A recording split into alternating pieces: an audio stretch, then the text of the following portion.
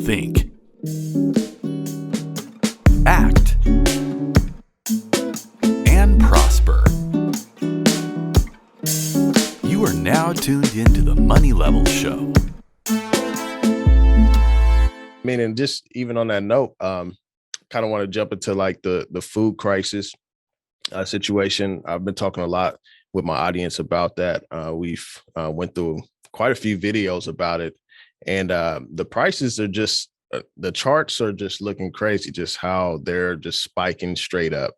And so I know you did the piece, the starvation diet.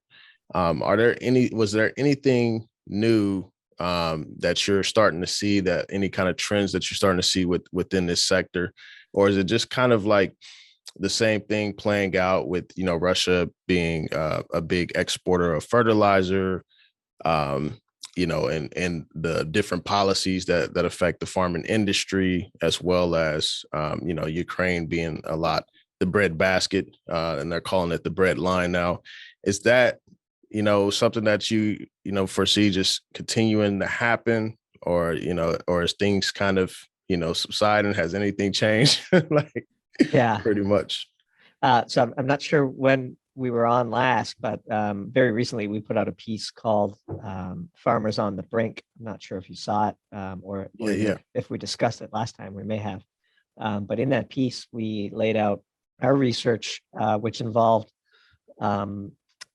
canvassing our contacts in the U.S. farming community predominantly, and a few folks overseas, to get a measure for what was really happening out in the field.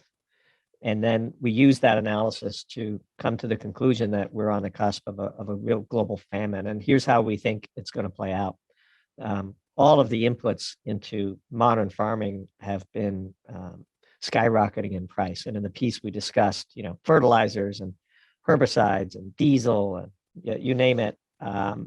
It's not only going up in price, but the supply is also getting much, much tighter.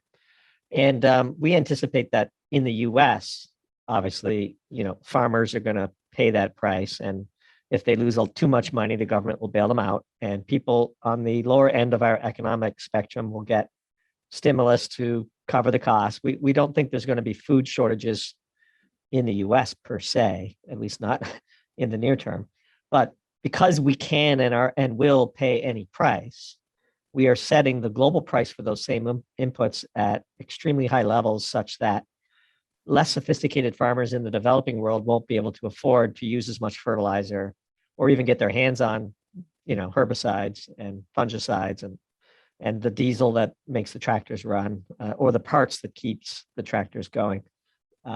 And so what we're going to see is a real crisis of yield outside of the Western world, which is going to lead to diminished food production, which is going to lead to food riots, which we're starting to see already in some of the less fortunate parts of the world, or perhaps poorly managed countries, in the case of Sri Lanka. But we're seeing food riots in countries like Peru. We're seeing spiking costs of key food inputs. We're seeing the bizarre behavior of what's going on in China. We think this is all linked, and the beginning of a real crisis. And to the extent that U.S. farmers have the financial sophistication and the government support to insulate the country from the immediate impacts, the long-term consequences are pretty scary to contemplate.